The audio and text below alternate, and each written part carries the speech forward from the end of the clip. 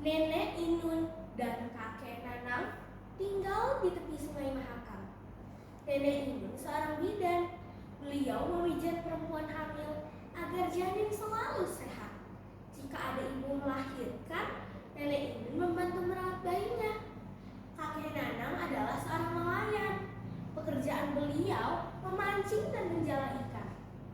Nenek Inun memiliki 3 orang anak. Anak pertama dan kedua sudah berumah tangga. Saat ini anak bungsu tinggal bersama beliau. Anak bungsu tersebut bernama Udin. Pada suatu malam setelah sholat Isya, Nenek Inun teringat sesuatu. Tadi sore beliau mencuci pakaian di sungai dan terlupa membawa ember kembali ke rumah. "Kakek, saya ke Batak sebentar," Nenek Inun berkata kepada kakek Nanang. "Hati-hati ya, Nek, karena cuaca sudah gelap," jawab kakek Nanang. Lalu Nenek Inun pergi ke belakang rumah. Ada jembatan panjang menuju Batak. Beliau meniti hati-hati. Saat itu suasana sudah gelap dan sepi. Tidak seorang pun terlihat lagi. Di Batam, Nenek Inun mengambil ember dan bermaksud kembali ke rumah. Akan tetapi, di kejauhan terlihat lampu minyak yang berkedip-kedip di atas sebuah perahu. Saat perahu mendekat, tampaklah seorang lelaki duduk sambil mengayuh. "Dede, bolehkah saya bertanya?" kata lelaki di atas perahu. "Tentu saja boleh," jawab Nenek Inun. "Saya mencari seorang bidan. Istri saya akan melahirkan." Lelaki di atas perahu kembali berkata. "Nenek biasa membantu orang melahirkan," Nenek Inun menjawab. "Wah, beruntungnya saya," lelaki di atas perahu tersenyum senang. "Kalau begitu, tolonglah saya." "Baiklah, tetapi Nenek minta izin dulu dengan suami Nenek ya." "Tidak usah, Nek, sebentar saja. Kalau terlalu lama, kasihan istri saya menunggu." Nenek Inun setuju. Beliau naik ke atas perahu. Lalu perahu itu dikayuh menyusuri sungai. Cuaca tambah gelap, tetapi lelaki itu dengan lancar mengendalikan perahunya. Tak lama kemudian, sampailah perahu itu di sebuah kampung di pinggir sungai. Terlihat deretan rumah yang bagus dan berlampu terang. Nenek Inun merasa tidak pernah melihat daerah tersebut sebelumnya.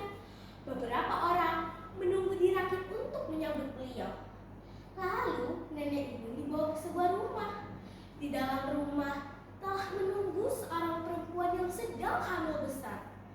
Lalu Nenek Inun membantu proses persalinan. Tak lama kemudian, lahirlah seorang bayi laki-laki. Semua orang yang hadir merasa senang, terutama lelaki yang menjemput Nenek Inun. Ia sangat bahagia karena telah memiliki putra yang terlahir sehat. Setelah bayi dimandikan dan diselimuti, bayi ditidurkan di samping ibunya. Nenek Inun merasa senang juga karena telah berhasil menolong proses persalinan. Lalu Nenek Inun duduk beristirahat. Beliau disuguhi kopi dan kue. Terjadilah obrolan antara Nenek Inun dan pihak tuan rumah. "Bagaimana kalau Nenek tinggal di kampung kami saja?" seorang perempuan menawarkan kepada Nenek Inun. "Jika ada yang melahirkan lagi, kami tidak bingung mencari bidan." "Wah, Nenek punya suami dan anak yang harus dirawat," sahut Nenek Inun. "Kalau begitu, menginap semalam saja di sini. Besok pagi kami antar," perempuan itu menawarkan lagi. "Nenek bahkan tidak sempat minta izin kepada kakek. Nanti beliau mencari," jawab Nenek Inun. "Kalau begitu, mohon diminum sampai habis dulu kopi di cangkir," perempuan perempuan itu berkata.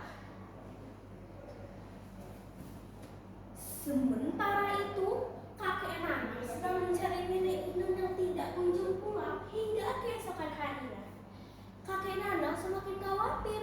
Kakek Nana dan Udin mencari nenek Inun di sekitar tepi sungai. Siapa tahu nenek Inun tercebur di sungai.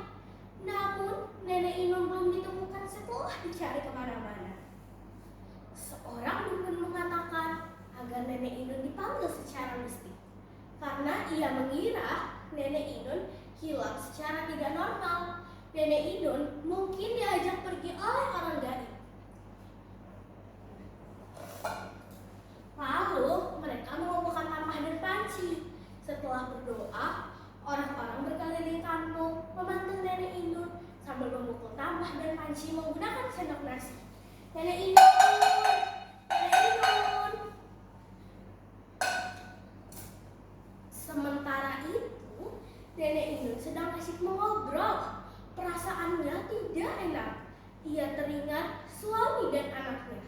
Segera ia meminum kopinya. Nenek pulang dulu ya, katanya. Baiklah kalau begitu, jawab si perempuan. Sebagai rasa terima kasih, terimalah oleh-oleh kami, kata lelaki yang menjemput nenek Inun. Lelaki itu membuka 2 kotak kayu berukuran besar. 1 kotak kayu berisi penuh beras putih bersih. Kotak kayu lainnya berisi penuh kunyit kuning bersih berukuran besar. Silahkan ambil sebanyak yang nenek inginkan. Bungkuslah pakai ini, kata lelaki itu sambil menyerahkan selembar kain. Nenek Inun teringat bahwa di rumahnya juga ada banyak beras dan kunyit. Namun, ia tidak ingin menolak tawaran itu. Nenek Inun mengambil segenggam beras dan sepotong kunyit serta membungkusnya dengan kain. Hari masih gelap ketika nenek Inun dan lelaki itu naik perahu menyusuri sungai. Tak lama kemudian, sampailah mereka di belakang rumah nenek Inun.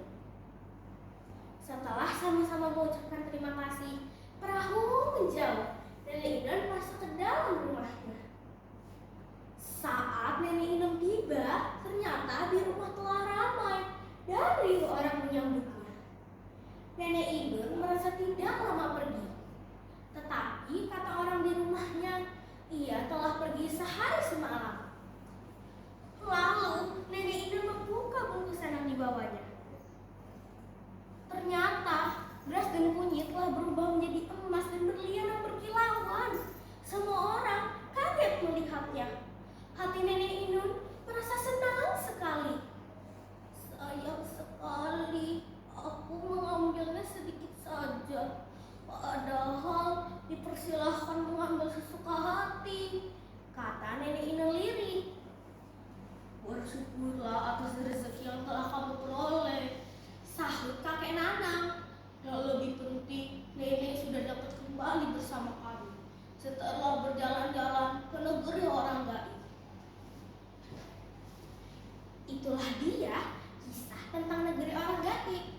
Pesan yang dapat kita ambil dari kisah tersebut, kita harus bersyukur atas rezeki yang telah kita peroleh. Kurang lebihnya mohon maaf. Terima kasih. Wassalamualaikum.